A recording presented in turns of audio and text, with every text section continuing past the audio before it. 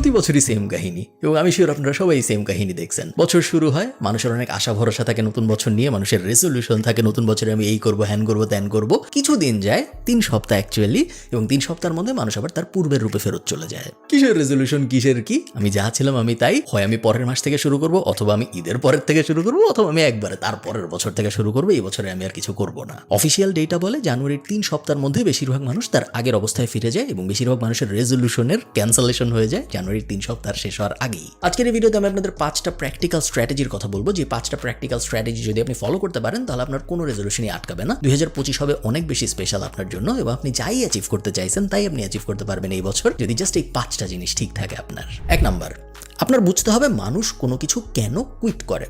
মানুষ একটা জিনিস করবে ঠিক করছে, তারপর সে আর ওই জিনিসটা করে না কেন, সমস্যাটা কোথায়? আমার মতে based on my personal experience 2টা কারণে মানুষ মূলত এই ব্যাপারটা করে। 1 নম্বর কারণ, জিনিসটা কঠিন হয়ে গেছে। কোনো একটা কাজ যখন আপনি শুরু করেন, যেই কাজই হোক সেটা, শুরুর কয়েকদিন ওই কাজটা অনেক সহজ থাকে এবং তারপরে আস্তে আস্তে ওই জিনিসটা কঠিন হয়। আপনি ক্রিকেট খেলা বলেন, আপনি ফুটবল খেলা বলেন, যাই হোক, ইভেন বেসিক জিনিসপত্র, ঘর ঝাড়ু দেওয়ার কথাও যদি আপনি বলেন, ঝাড়ুটা উঠানো সহজ, ঝাড়ুর ব্যাপারে বোঝা সহজ, এবং তারপরে যখন আপনি অ্যাকচুয়াল ঝাড়ু দিতে যাবেন তখন দেখবেন আস্তে আস্তে জিনিসটা কঠিন হওয়া শুরু করছে। দুনিয়ার সব কাজ এরকম, দুনিয়ার সব কাজ শুরুর দিকে সহজ, তারপরে আস্তে আস্তে কঠিন, এবং আপনি যখন ওই কঠিন ব্যাপারটা আয়ত্ত করে ফেলছেন তখন আবার আপনার জন্য সহজ হয়ে যায়। বেশিরভাগ মানুষ যখন কোনো একটা কাজ কঠিন হওয়া শুরু করে তখন ওই কাজটা আর করতে পারে না, কারণ তাদের উইল পাওয়ার অত স্ট্রং না যে কঠিন পিরিয়ডটা তারা সাস্টেইন করতে পারবে।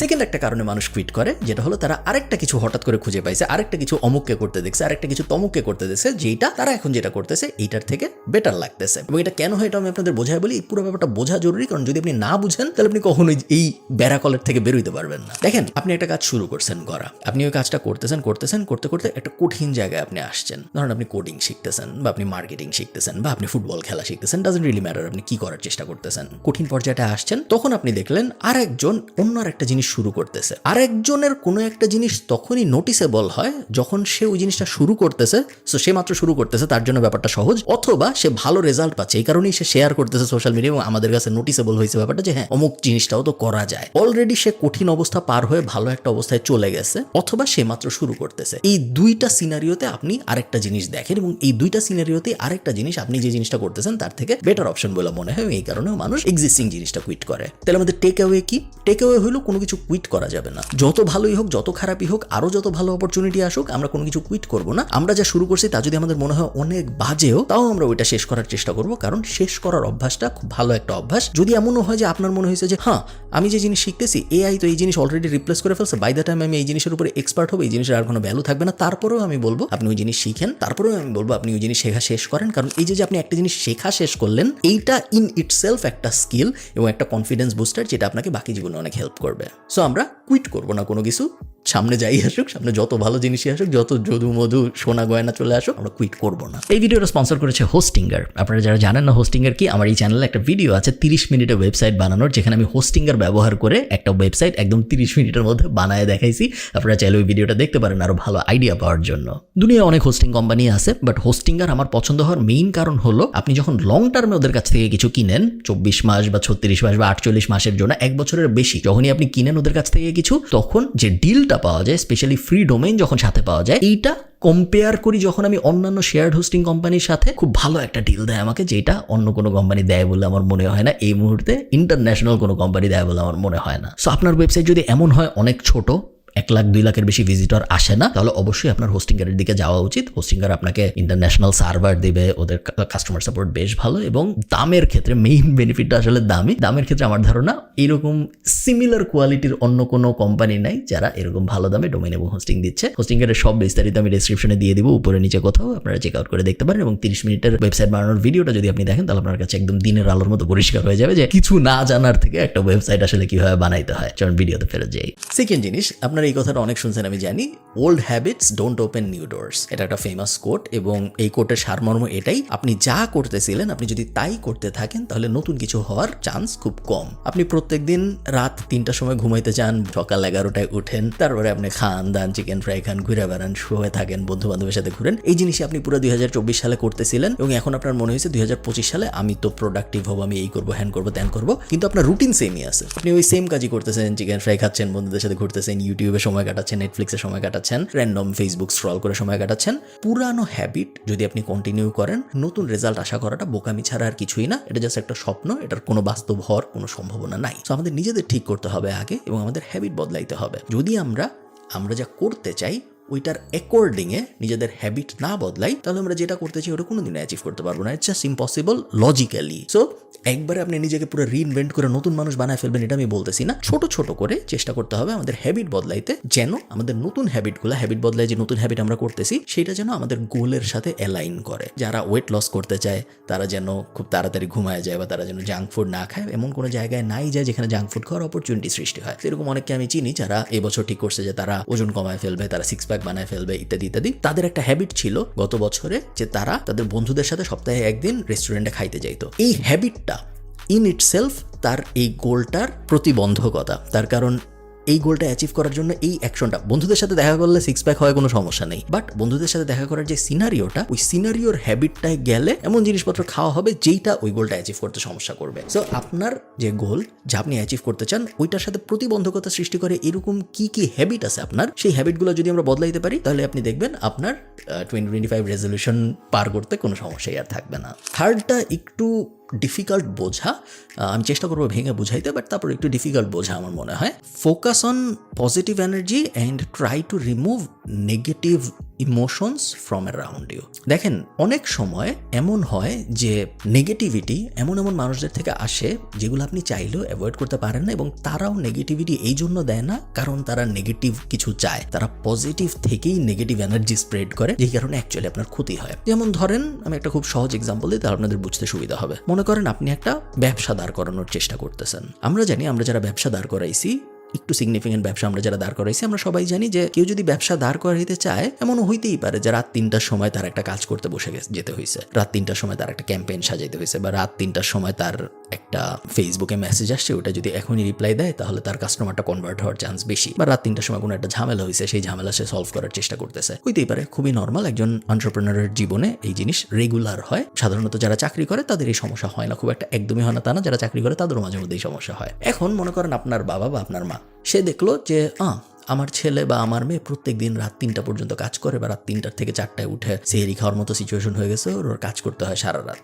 সে তার ভালো মনেই, আপনার ভালো চেয়েই আপনাকে বলবে যে তুমি রাত্রেবেলা কেন কাজ করতে, তুমি তাড়াতাড়ি ঘুমায় যাও, বলতে পারে। অথবা এমনও হইতে পারে, বাবা মা যদি খুব ভালো হয়, সে বলতে পারে এই নাও তোমার জন্য পিৎজা বানাইছি খাও। দুইটা অ্যাকশনই খারাপ আপনার কনটেক্সটে। আপনার বাপ মা কিন্তু খারাপ না, সে ভালো চাইছে, সে খুবই ভালো চাইছে, বাট তার সাথে আপনার অ্যালাইনমেন্টটা হয় নাই। আপনাকে একটা পিৎজা খাওয়ানো কিন্তু ভালো কাজ না, তার কারণ এতে আপনার হেলথে ব্যাড এফেক্ট পড়বে। আপনাকে ঘুমাইতে বলাটা কিন্তু একটা ভালো সাজেশন না ওই সময়। জেনারেলি স্পিকিং ঘুমাইতে বলা খুবই ভালো সাজেশন, মানুষের 8 ঘন্টা ঘুম দরকার, ঘুম খুবই ইম্পর্টেন্ট একটা পিলার আমাদের হেলথের জন্য, সব ঠিক আছে। ওই স্পেসিফিক সিচুয়েশনের জন্য ওই সাজেশনটা একটা খারাপ সাজেশন। সো সাজেশনকে আইসোলেট করে আমাদের স্পেসিফিক সিচুয়েশনের জন্য নেগেটিভ সাজেশন কোনটা দেখেন। সাজেশনটা দিছে কিন্তু র্যান্ডম সোশ্যাল মিডিয়ার কেউ না, আমার বাপ মাই দিছে। সে কেন দিছে? সে আমার ভালো চায় দেখিয়ে দিছে। তার ওই ক্ষণিকের ভালো চাওয়াটা আমার ম্যাক্রো ভিউতে ক্ষতি করতেছে। এই পিকচারটা তার কাছে এই সময় আসে না, কারণ সে তো জানে না আপনি কি বানানোর চেষ্টা করতেছেন। জানলেও সে অত ডিটেইলে জানে না, বা সে বুঝবেও না হয়তো, আপনি জানেন। সো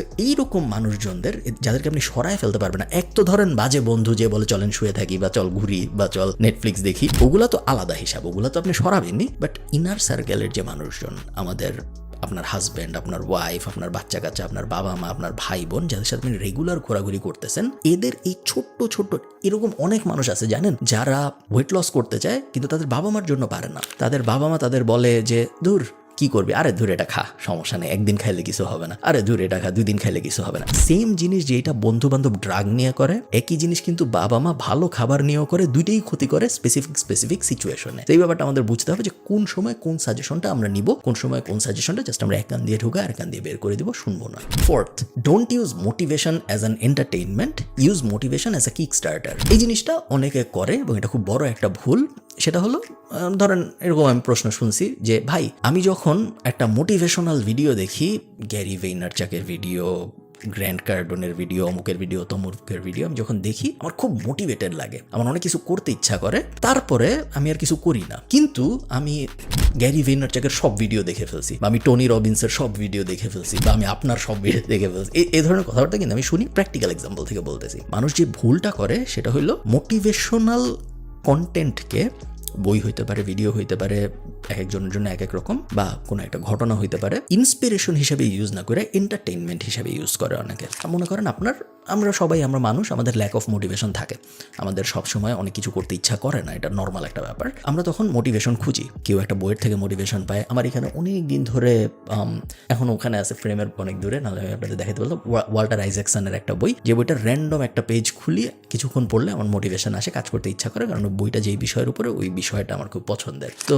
ওই জিনিস পড়ে আমি মোটিভেশন নেই। এখন মনে করেন আমি বইটা পড়া শুরু করলাম, মনে করেন একদিন সকালবেলা আমি উঠছি, আমার ভালো লাগতেছে না কিছু করতে, আমার মোটিভেশন দরকার, আমি ওই বইটা খুললাম, এক পেজ পড়লাম, ভালো লাগলো, উল্টাইলাম, আরেক পেজ পড়লাম, ভালো লাগলো। এভাবে যদি আমি পুরা বই শেষ করে ফেলি, 3-4 ঘন্টা শেষ হয়ে যাবে, আমার অনেক মোটিভেশন আসবে, কিন্তু আমার কিন্তু কোনো কাজ হবে না, তার কারণ আমি বই পড়ে সময় নষ্ট করছি, আমি কোনো কাজ করি নাই। এখানে ভুলটা অনেক মানুষ করে, তারা মোটিভেশনকে এন্টারটেইনমেন্ট বানায় ফেলে। মোটিভেশন ক্ষণিকের জন্য, কুইকলি আপনি নেবেন কোনো একটা কিছু দেখে, কোনো একটা কিছু শুনে, কোনো একটা কিছু পড়ে, তারপর আপনি আপনার কাজে ফেরত চলে যাবেন। আপনি যদি টানা মোটিভেশন নিতেই থাকেন নেটফ্লিক্সের মতো, তাহলে কিন্তু আপনার জীবনে কোনো কাজে আসবে না ওই মোটিভেশন। 5th সহজ জিনিস, create a small accountability group, not more than 3, highest 3 জন মানুষ নিয়ে, আপনার কাছের বন্ধু বান্ধব যাদের গোল আপনার গোলের সাথে মিলে, তাদের নিয়ে। এবং অনেক সময় অনেক অ্যাকাউন্টেবিলিটি গ্রুপ নিয়ে অনেক রিসার্চ হয়েছে, অনেক সময় এইরকম অ্যাকাউন্টেবিলিটি গ্রুপও কাজ করে যাদের গোলস আলাদা আলাদা। তো 3 জন বন্ধু একত্রিত হয়ে বলে যে হ্যাঁ, আমার গোল হলো আমি ওজন কমাবো, আমার গোল হলো আমি একটা বিজনেস দাঁড় করাবো যেটা মাসে 1 লাখ টাকা ইনকাম করতেছে, আমার গোল হলো আমি